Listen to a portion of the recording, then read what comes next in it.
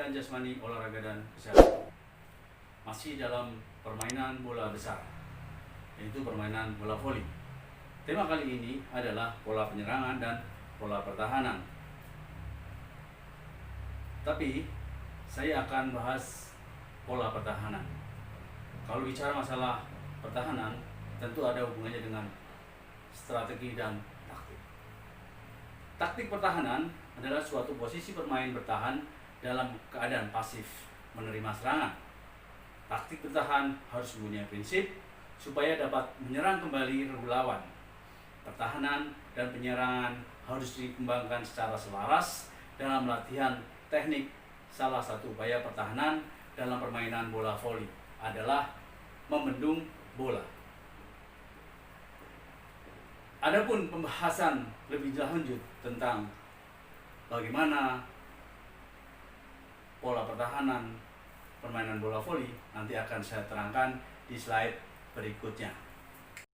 Pola pertahanan permainan bola voli. Pola pertahanan mencakup 1. Pertahanan terhadap servis. 2. Pertahanan menghadapi smash dan pressing atau menyerang dengan menempatkan bola di tempat yang kosong. Yang pertama adalah pertahanan terhadap servis. Dalam penjabaran mengenai pertahanan terhadap servis akan digunakan sistem menerima servis dan pola-pola yang pokok saja. Kita mengenal beberapa sistem pertahanan terhadap servis yang sebagai berikut. Ini adalah pola menerima servis paling sederhana. Biasanya dilakukan oleh pemain pemula atau permainan di sekolah.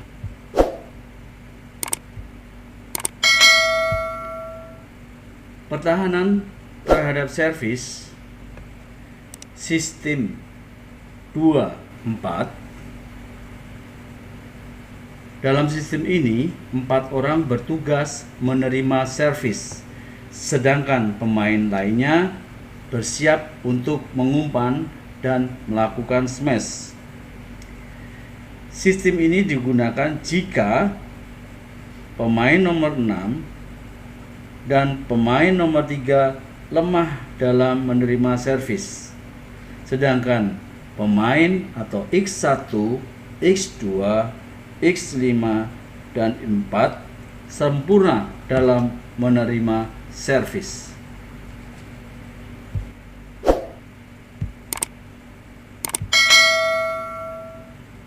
Pertahanan terhadap servis sistem 1-5.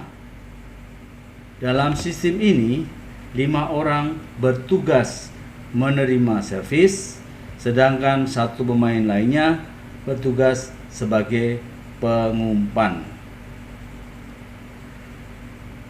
Sistem ini lebih populer digunakan karena daerah pertahanan mudah dikuasai oleh pemain. Tim lawan kesulitan mencari daerah yang kosong untuk diserang. Pertahanan terhadap servis sistem 06. Dalam sistem ini, semua pemain bertugas menerima servis. Setiap sistem akan memberikan keuntungan dan kerugian jika digunakan, sehingga kita untuk memilih sistem yang tepat. Faktor-faktor yang diperhatikan adalah kemampuan tiap pemain, kualitas bola servis lawan, penggunaan sistem yang dikuasai, dan perhitungan produktivitas dalam penyerangan. Tadi sudah saya terangkan tentang bagaimana posisi pemain dalam menerima servis. Adapun pertahanan yang lainnya adalah pertahanan menghadapi smash dan pressing.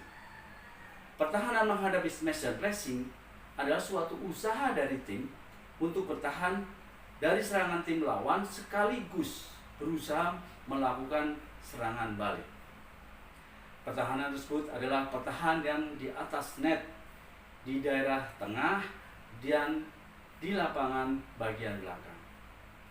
Pertahanan belakang memerlukan kerjasama yang tinggi antara bloker dengan pemain pertahanan belakang. Nanti akan selanjutnya adalah saya terangkan tentang slide formasi untuk menghadapi smash maupun. Yang kedua adalah pola pertahanan menghadapi smash.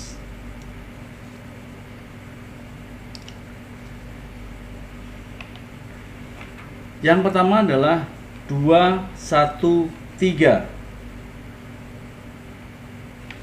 Terdapat 2 bloker, 1 pemain bertahan di daerah tengah, dan 3 pemain bertahan di daerah belakang.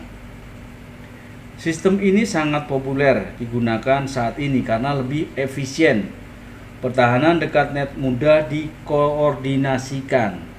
Selain itu, dengan 2 bloker, bola smash dari tim lawan lebih mudah diantisipasi.